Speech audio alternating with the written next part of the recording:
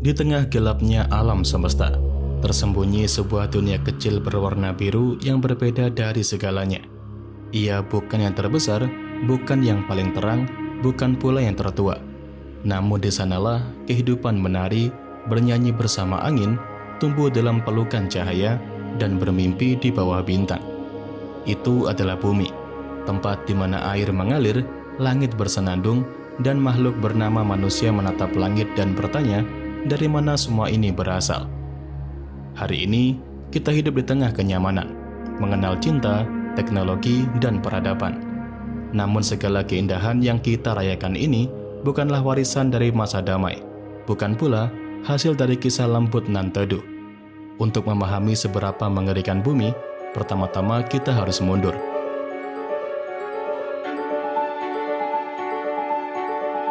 Jauh ke belakang, meninggalkan hutan dan gedung pencakar langit, meninggalkan sungai, awan, dan birunya langit.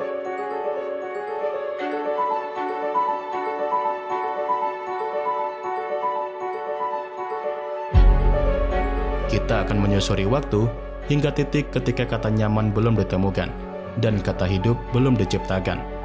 Ketika matahari belum bersinar dan bumi belum bernama, ketika semuanya masih berupa kegelapan, gas, dan juga kehampaan. Nah, di sana kita akan menyaksikan sesuatu yang agung, kematian sebuah bintang raksasa yang justru menjadi awal dari segalanya.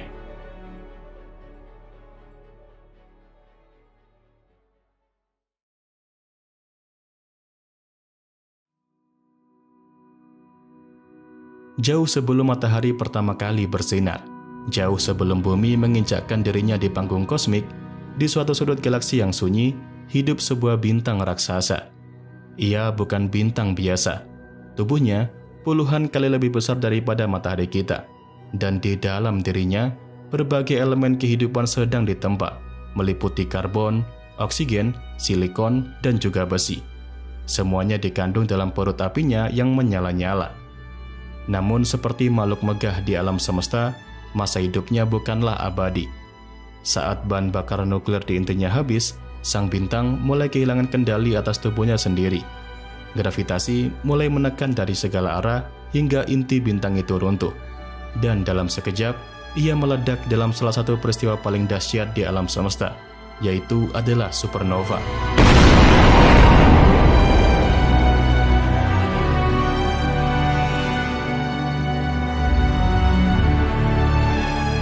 Ledakan ini bukanlah akhir, ia justru adalah awal yang baru. Gelombang kejut supernova menyapu ruang hampa, membawa serta abu bintang yang kaya akan elemen kehidupan. Dan dari puing-puing kematian inilah sebuah nebula lahir, awan raksasa dari gas dan debu yang kelak dikenal sebagai nebula Surya. Di tengah pusaran awan itu, perlahan gravitasi mulai bekerja. Debu berkumpul, berputar, memedat di jantung kabut kosmik itu. Sebuah titik cahaya mulai menyala. Cahaya pertama dari bintang baru yang akan menjadi matahari.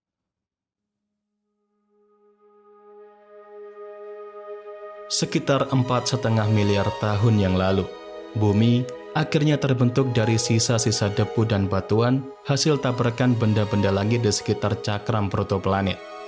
Namun, bumi yang baru lahir jauh dari gambaran dunia yang tenang dan biru seperti yang kita kenal hari ini. Pada masa ini, yang dikenal sebagai zaman Hadean, permukaan planet dipenuhi oleh samudera magma yang bergejolak. Tidak ada daratan yang kokoh, tidak ada laut, tidak ada langit biru.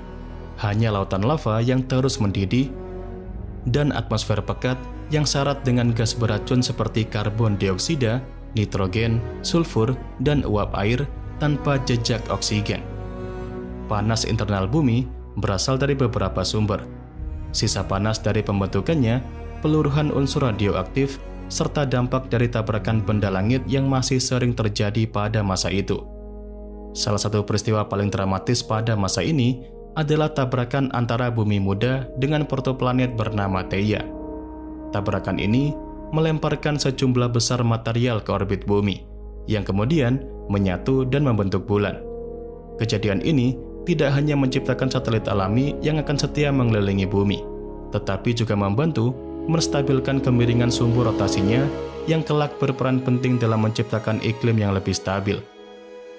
Zaman Hadean berlangsung hingga sekitar 4 miliar tahun yang lalu.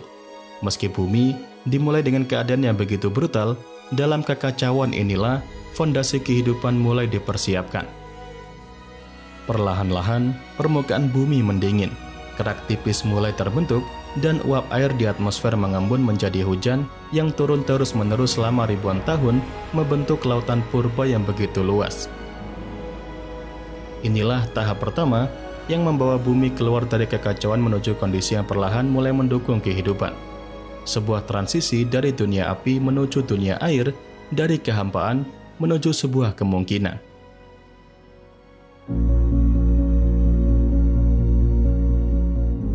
Setelah melalui jutaan tahun kehancuran dan pendinginan perlahan, bumi pada akhirnya memasuki sebuah tahap yang lebih stabil secara geologis. Sekitar 4 miliar tahun yang lalu, dimulailah era baru yang disebut zaman Arkean, sebuah periode penting yang menandai kelahiran kehidupan. Meskipun kondisi planet masih jauh dari kata ramah, dengan atmosfer yang didominasi oleh karbon dioksida, metana dan amonia, serta suhu yang masih sangat tinggi, bumi telah memiliki lautan cair yang melimpah, lingkungan yang menjadi tempat ideal bagi lahirnya kehidupan pertama. Di kedalaman laut purba, dekat sumber panas laut yang dikenal sebagai ventilasi hidrotermal, kehidupan mulai tumbuh dalam bentuk yang sangat sederhana. Mikroorganisme bersel tunggal yang dikenal sebagai Prokaryota menjadi makhluk hidup pertama yang muncul.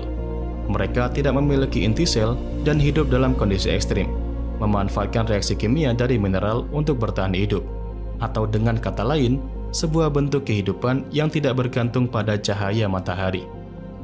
Seiring berjalannya waktu, beberapa dari mikroorganisme ini berevolusi menjadi cyanobacteria, organisme fotosintetik pertama yang menghasilkan oksigen sebagai produk samping. Awalnya, oksigen yang dilepaskan bereaksi dengan besi di lautan, membentuk berbagai lapisan batuan besi teroksidasi yang masih dapat ditemukan hingga hari ini. Namun, setelah lautan jenuh dengan besi, oksigen mulai terakumulasi di atmosfer dalam peristiwa besar yang dikenal sebagai Great Oxygenation Event yang terjadi sekitar 2,4 miliar tahun yang lalu. Peristiwa ini menandai transisi menuju zaman Proterozoik dan secara drastis mengubah komposisi atmosfer serta memicu kepunahan besar mikroorganisme anaerobik yang tidak mampu hidup dalam lingkungan yang kaya akan oksigen. Munculnya oksigen bukan hanya mengubah atmosfer, tetapi juga membuka jalan bagi bentuk kehidupan yang lebih kompleks. Pada masa Proterozoik, sel-sel eukariotik yang memiliki inti sel dan organ sel terpisah muncul melalui proses simbiosis antara berbagai mikroorganisme. Ini adalah sebuah tonggak penting dalam evolusi, karena sel eukariotik menjadi dasar bagi semua bentuk kehidupan multiseluler yang kelak akan mendominasi bumi. Menjelang akhir Proterozoik, sekitar 600 juta tahun yang lalu, berbagai bentuk kehidupan multiseluler pertama mulai muncul. Dan ini adalah tanda bahwa bumi akhirnya mulai memasuki babak baru, yaitu era di mana kehidupan bukan hanya sekedar bertahan, tetapi mulai berkembang, beragam, dan menyebar ke berbagai ekosistem.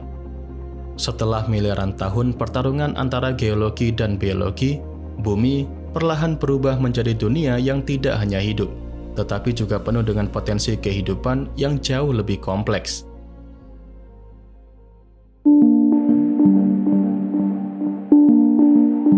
Nah, sekarang bayangkan, kita berdiri di tepian Samudra Purba, sekitar 540 juta tahun yang lalu. Tidak ada suara burung, tidak ada pepohonan, dan belum ada daratan hijau. Di bawah kaki kita, daratan masih gersang, tandus, dan juga sunyi.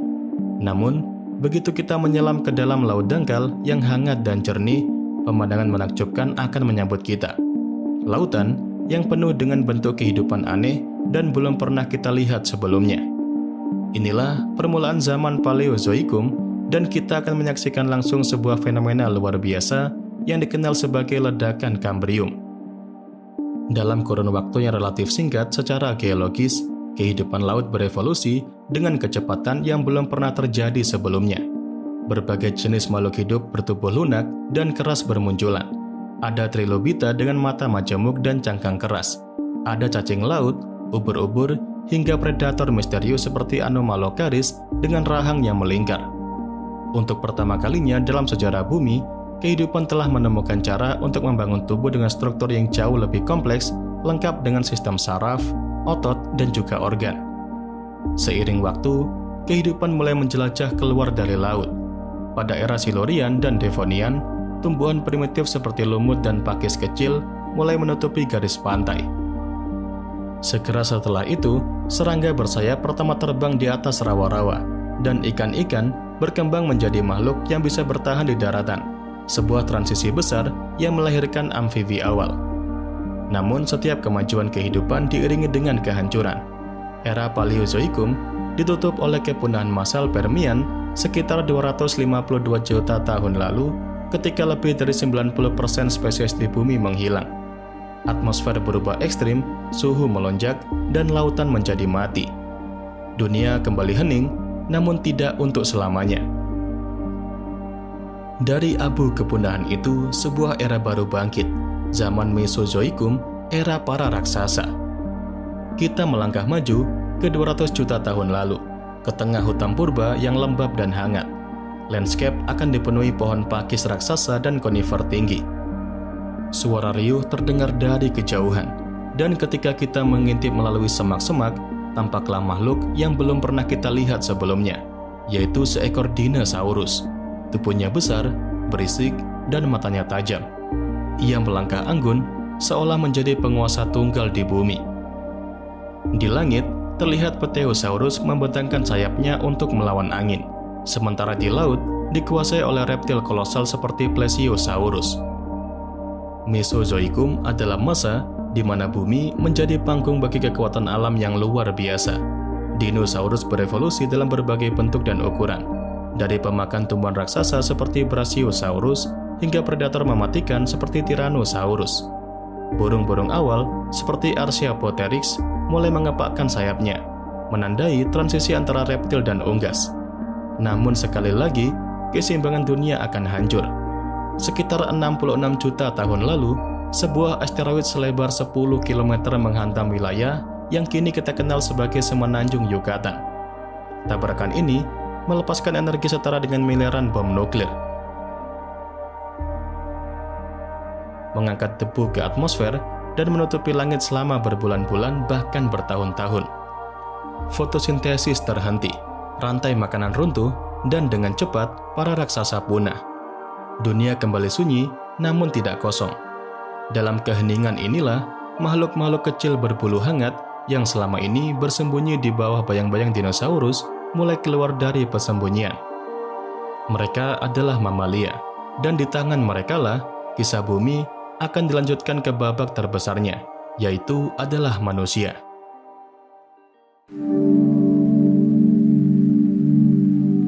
Kepunahan dinosaurus bukanlah akhir dari kehidupan di bumi, melainkan permulaan dari babak yang baru.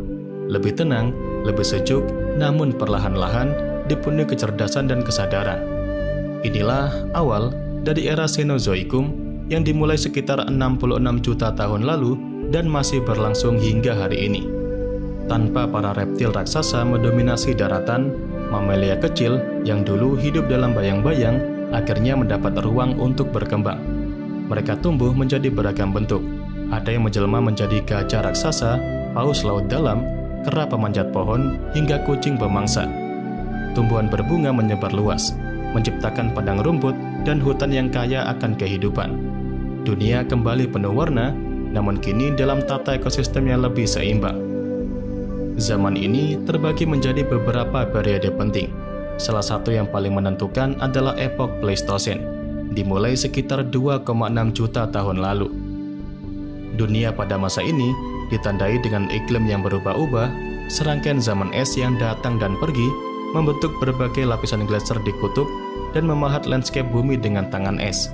Mamalia besar seperti mamut berbulu, singa gua, dan kuda liar menjelajahi padang es Eropa dan Asia.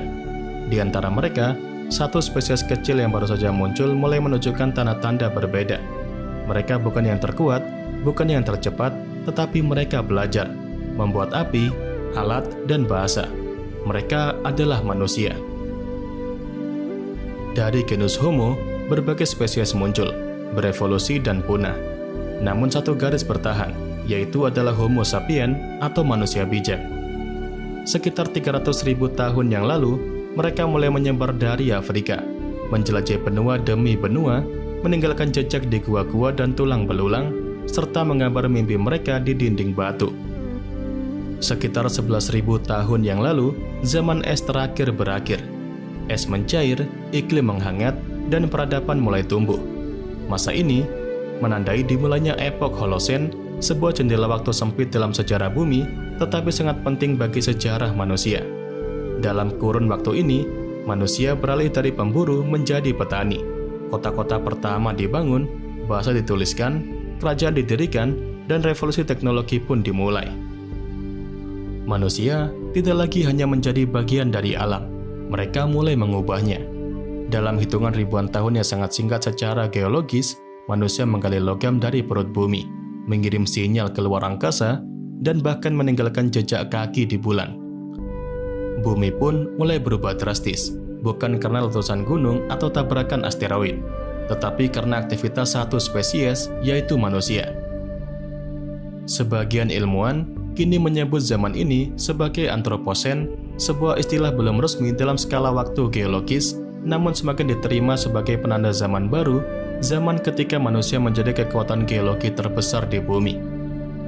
Manusia bisa merubah iklim, merombak ekosistem, menciptakan material baru seperti plastik, dan bahkan menimbun warisan nuklir di kerak planet bumi. Dari makhluk kecil yang dahulu bersembunyi dari dinosaurus, manusia telah menjadi perancang masa depan. Namun jejak kita, sebesar apapun, tetap merupakan bagian dari sebuah cerita yang jauh lebih besar, yaitu adalah cerita bumi. Cerita tentang perubahan, kelahiran, kehancuran, sekaligus kebangkitan.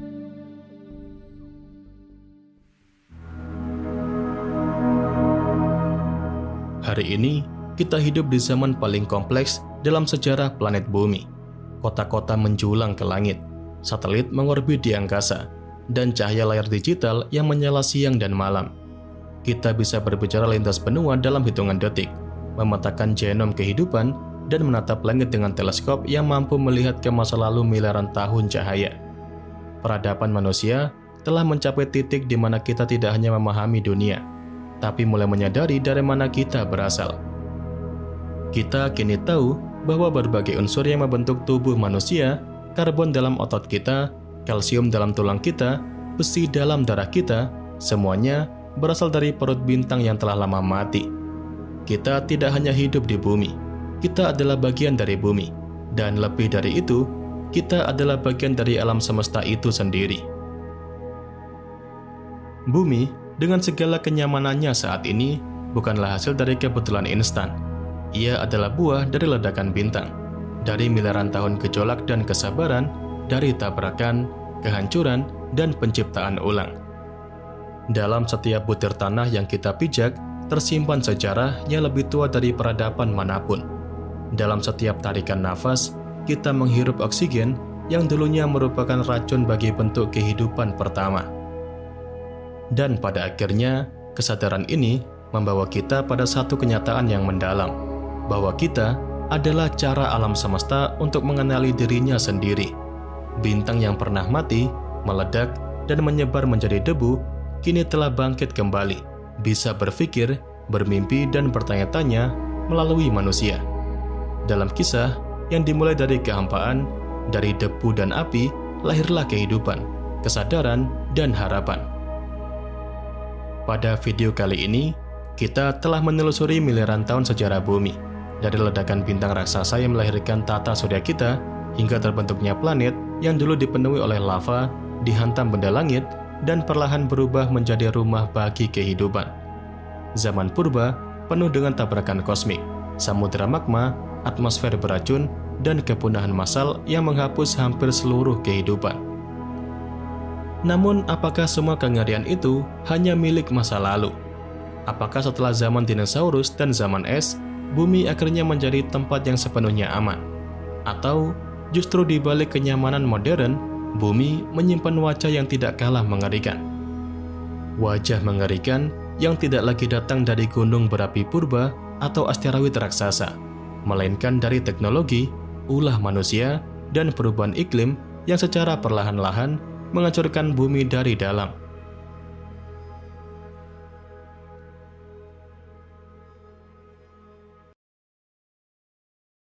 Dari luar angkasa, bumi terlihat seperti tempat paling aman di tata surya kita. Tidak bersuhu ekstrim seperti Venus, tidak membeku seperti Neptunus, dan tidak dilanda badai abadi seperti Jupiter. Warna birunya menenangkan, awannya mengalir lembut, dan kehidupan tampak berjalan damai. Tapi seperti istana yang dibangun di atas gunung berapi, keindahan itu bisa menipu. Bumi modern memang tidak lagi dipenuhi lava atau gas beracun seperti miliaran tahun lalu. Tapi ancaman yang sekarang justru lebih berbahaya, karena ia datang dari tangan manusia sendiri dan dari kekuatan alam yang masih belum dapat dijinakkan. Inilah dunia hari ini. Dunia yang nyaris musnah bukan hanya satu kali, tapi berkali-kali. Dan ancaman itu terus membayangi hingga saat ini.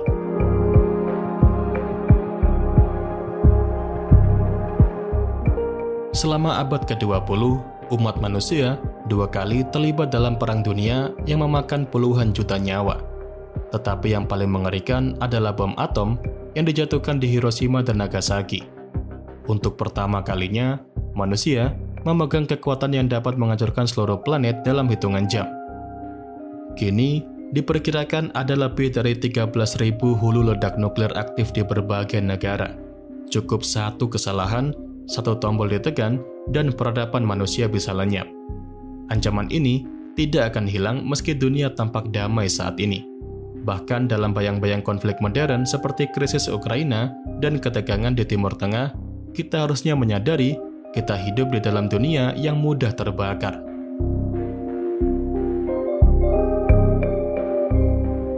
Hutan ditebang, laut dipenuhi plastik, dan udara penuh dengan polusi. Dalam 100 tahun terakhir, kita mengubah ekosistem planet lebih cepat dari 10.000 tahun sebelumnya. Spesies punah setiap hari, dan iklim mulai berubah secara drastis. Semua demi pembangunan, industri, dan pertumbuhan ekonomi.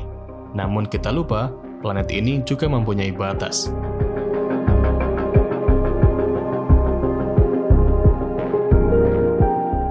Alam tidak hanya diam, ia bergejolak setiap harinya tanpa kita sadari. Bencana dengan dampak global bisa muncul kapan saja. Dalam sejarah yang tercatat, ada berbagai bencana yang bisa mengubah dunia ini. Contoh pertama adalah letusan dari supervolcano. Di bawah permukaan tanah Amerika Serikat, tersembunyi raksasa yang sedang tertidur, yaitu gunung api super bernama Yellowstone. Jika meletus, ia bisa melontarkan ribuan kilometer kubik abu ke atmosfer, menutupi matahari selama bertahun-tahun, dan menciptakan musim dingin vulkanik secara global. Bencana itu bisa menyebabkan tanaman gagal panen, rantai makanan runtuh, dan miliaran nyawa bisa terancam. Contoh berikutnya adalah gempa dahsyat dan tsunami global.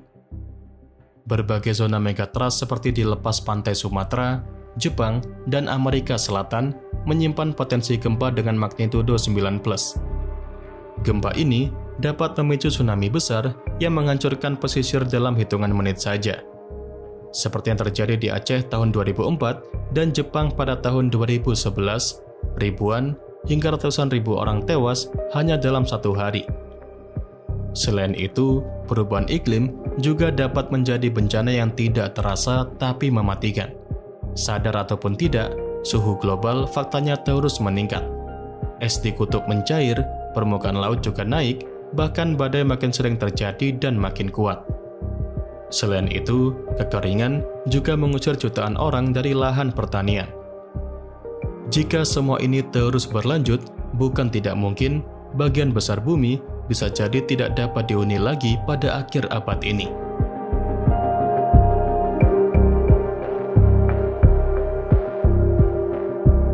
Kita hidup di era digital, dengan kecerdasan buatan, misi luar angkasa, dan teknologi canggih.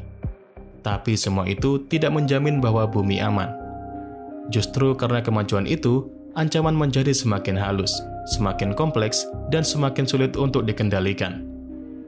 Bumi tidak mengancam kita dengan api seperti dulu, Ia mengancam dengan diam, dengan badai yang makin kuat, dengan suhu yang perlahan naik, dan dengan virus yang tidak terlihat.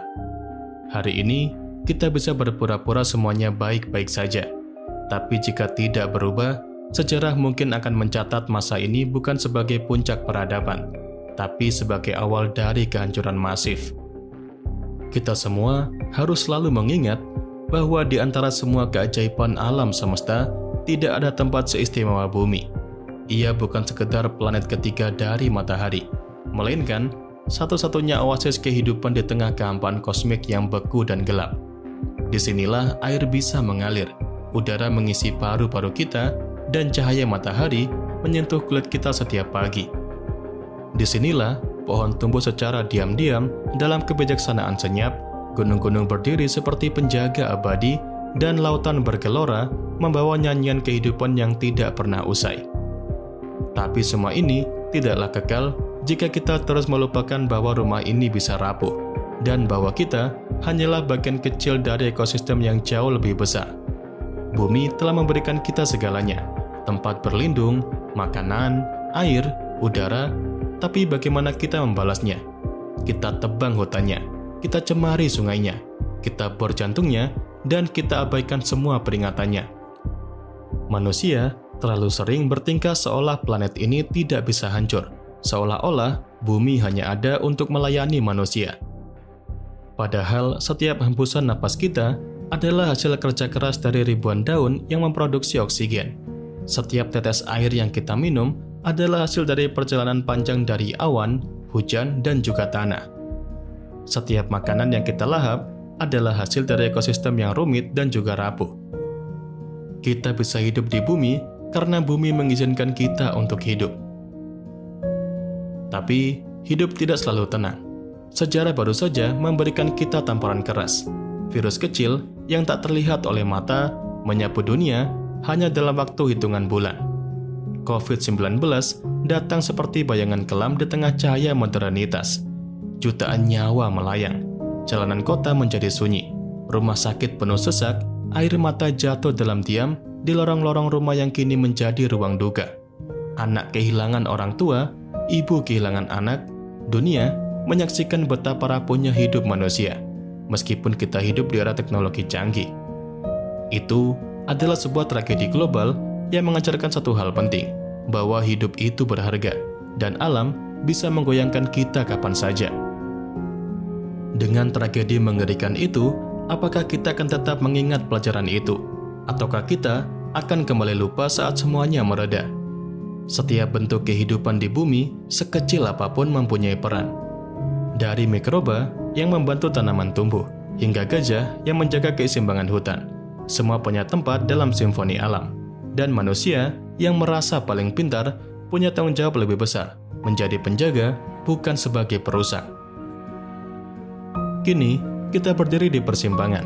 Kita bisa memilih untuk terus menggali, membakar, dan menghancurkan. Atau kita bisa memilih untuk menyembuhkan, merawat, dan menghormati. Pilihan ini bukan soal moralitas semata, tapi soal keberlangsungan. Tentang apakah anak cucu kita masih bisa melihat birunya langit, mendengar burung bernyanyi, dan bermain di tepi laut yang jernih. Atau hanya akan mendengar kisah bahwa dunia dulu pernah indah. Hidup itu anugerah, dan anugerah itu tidak akan abadi jika tidak dijaga. Mari kita rawat bumi, bukan karena kita takut pada kemarahannya, tapi karena kita mencintai kehidupan.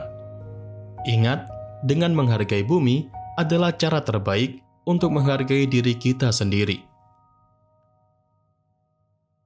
Oke, halo semuanya, dan terima kasih buat yang sudah nonton video kali ini. Karena ya, ini mungkin video kita yang salah satu yang terpanjang daripada beberapa video isi sebelumnya.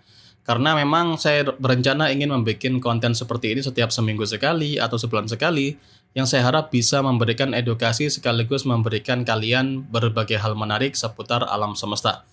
Dan saya pun menyadari kalau dalam video tadi yang kalian saksikan memiliki banyak kesalahan dan kekurangan. Jadi mohon kalau ada kritik dan saran kalian langsung aja tulis lewat kolom komentar di bawah. Buat yang suka konten seperti ini, kalian bisa langsung kasih like, dan buat yang tidak suka, kalian bisa langsung dislike aja guys. Jangan lupa untuk subscribe untuk mengikuti keseruan selanjutnya dalam konten-konten berikutnya yang akan kami buat. Dan semoga kalian selalu terhibur dan teredukasi pada setiap konten yang kami buat. Oke, saya Junor Fikri Abdillah mengucapkan banyak terima kasih atas perhatiannya selama ini. Dan kita akan ketemu di konten selanjutnya. Bye-bye.